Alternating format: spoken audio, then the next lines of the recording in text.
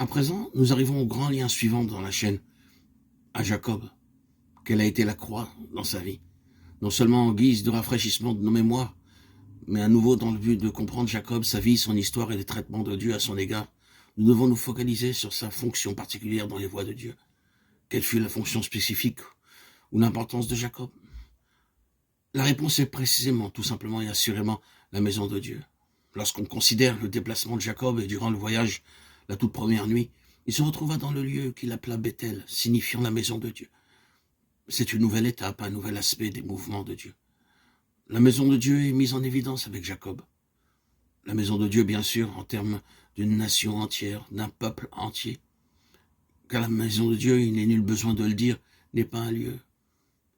J'ai toujours le sentiment que les personnes qui disent de ce lieu qu'il s'agit de la maison de Dieu n'ont pas encore appris le béaba de la maison de Dieu. Ils disent venir dans la maison de Dieu en se référant à un certain lieu où nous nous rencontrons. Eh bien, cela pourrait s'avérer être un lieu où nous trouvons le Seigneur, et dans un sens, la maison de Dieu, mais nous sommes très confus dans notre terminologie. Ce système de choses qui a vu le jour est complètement dans la confusion quant à son langage. La maison de Dieu n'est aucunement une construction. La maison de Dieu est un peuple céleste, une nation céleste sortie des nations de ce monde. C'est à peine nécessaire de le dire. Mais ici, elle apparaît pour la première fois avec Jacob. Vous vous souvenez probablement d'un court fragment à ce sujet qui se trouve dans le livre de Ruth, au moment où l'on bénissait Ruth. Le peuple et les anciens exprimèrent à propos de son mariage avec Boaz leurs bons souhaits la concernant. Ils le formulèrent ainsi: que le Seigneur rende cette femme qui est entrée dans ta maison semblable à Rachel et Léa, qui toutes les deux ont bâti la maison d'Israël. Ruth 4:11. Jacob construisit la maison de Dieu à travers Rachel et Léa. Les 12 fils de Jacob devinrent les chefs des 12 tribus d'Israël.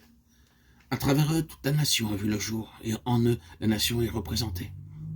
Et si nous voulons ajouter quelque chose de supplémentaire pour confirmer cette fonction de Jacob, souvenez-vous comment ces deux noms subsistent au-dessus de la nation, encore et encore, spécialement dans les prophètes. La maison de Jacob, c'est-à-dire Israël, la nation entière. La maison d'Israël, c'est la même nation. Je veux dire que Jacob devient le synonyme pour la nation, en tant que maison de Dieu. Et avec lui, elle apparaît. Or, nous ne pouvons pas comprendre la vie de Jacob et les traitements de Dieu à son égard, jusqu'à ce que nous reconnaissions cette fonction spécifique. Et sa fonction est d'introduire la maison spirituelle de Dieu. Après avoir dit cela, nous pouvons passer à l'homme et à son histoire.